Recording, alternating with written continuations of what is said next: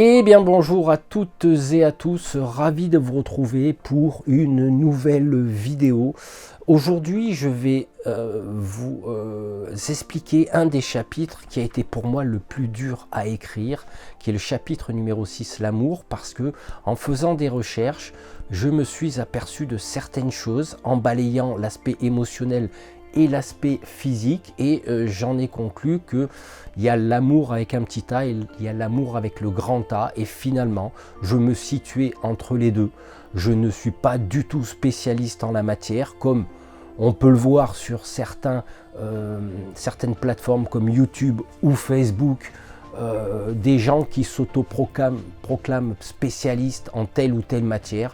Ben moi je revendique un petit peu mon imperfection là-dessus, mais malgré tout je touche un petit peu à tout, et j'ai étudié l'aspect de l'émotion, de l'impact de l'émotion sur le corps humain, et j'ai, entre parenthèses, pris la connaissance sur l'aspect scientifique. Donc je vous mettrai plein de liens en dessous de cette vidéo pour vous démontrer par A plus B que les sentiments impactent notre corps. Notamment j'ai regardé et j'ai vu un article où ils avaient trouvé forcément des neurones dans le cerveau. Ça c'est tout à fait logique et reconnu. Par contre, ils ont trouvé des neurones dans le cœur et en même temps dans les intestins. Et comme le disaient certains maîtres taoïstes, notamment dans la pratique des arts martiaux ou de la médecine chinoise, ben, l'être humain est censé faire le lien entre le ciel et la terre. Et là, on y retrouve totalement ce lien, parce que le cerveau est plus proche bien sûr du ciel, les intestins sont plus proches de la terre, et tout se rejoint dans le cœur.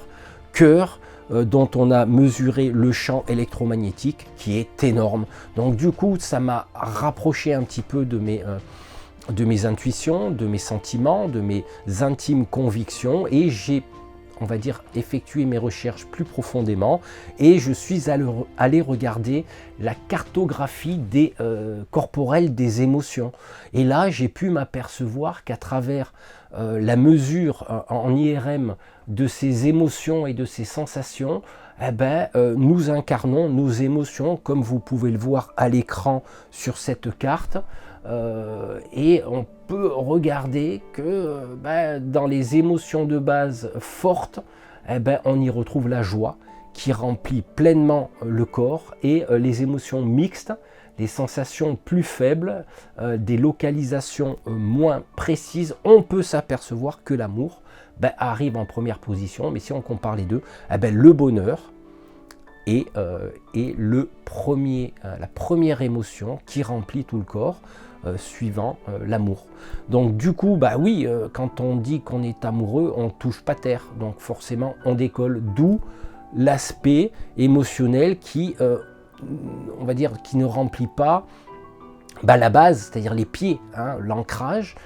Par contre, le bonheur, comme on dit en alchimie dans le langage des oiseaux, le bonheur, c'est quand c'est la bonne heure. Voilà, c'est l'instant présent.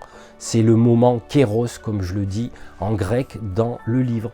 Et là, nous pouvons voir que finalement, on fait beaucoup de foin autour de l'amour, mais le bonheur est le sentiment qui remplit tout le corps. Et je suis allé creuser du côté, on va dire, de l'aspect amour inconditionnel, et là encore effectivement je m'en suis aperçu que j'en étais quand même un petit peu loin, parce que l'amour inconditionnel est l'amour sans condition, c'est-à-dire qu'on offre la totalité de son cœur, des vibrations de son cœur, car ce champ magnétique qui est émis va peut-être faire profiter tout son entourage, d'où cette forme de rayonnance.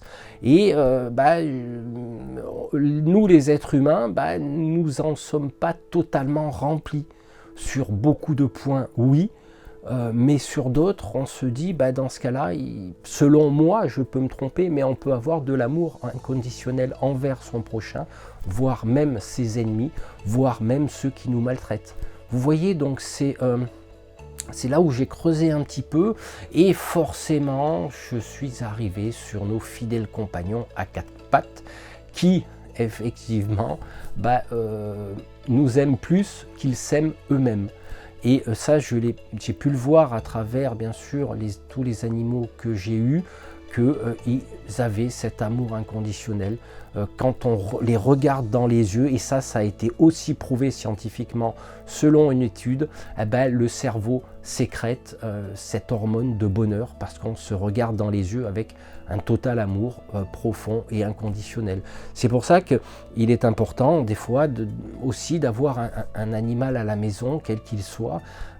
Moi j'aurais plutôt tendance à prendre un chien parce que j'ai beaucoup plus de rapport avec eux et ils sont là pour nous montrer le chemin, nous montrer la voie de l'amour inconditionnel et quelque part ce sont nos maîtres en amour, toujours selon moi.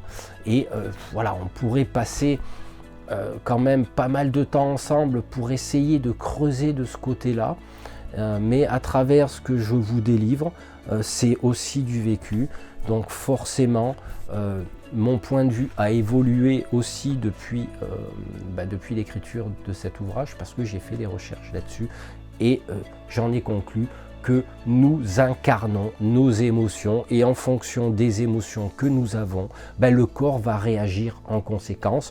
Il est prouvé que la peur baisse l'immunité, on va dire, naturelle du corps, alors que la joie l'augmente. Reste à savoir comment justement être au contrôle de ces émotions de façon à ne pas être trop impacté aussi bien par l'extérieur de ce qu'on nous inflige que de l'intérieur que l'on s'inflige à soi-même. Voilà en gros, alors c'est très succinct, mais ça fait partie aussi du chemin de l'âme du guerrier. Donc pour le chapitre numéro 7, cette fois-ci nous verrons l'expérience et sur le chemin. Et là, on ne peut pas passer et on ne peut pas aller sur un chemin spirituel si on n'expérimente pas, parce que c'est très facile de présenter un sujet quel qu'il soit en lisant un prompteur, en lisant un livre, en répétant ce que quelqu'un a répété, qu'il a répété. Donc là, non, on va aller dans le dur, on va expérimenter et ne pas s'autoproclamer spécialiste en quoi que ce soit sans cette expérience. Voilà, je vous souhaite une bonne journée ou une bonne soirée et on se retrouve très bientôt. Au revoir.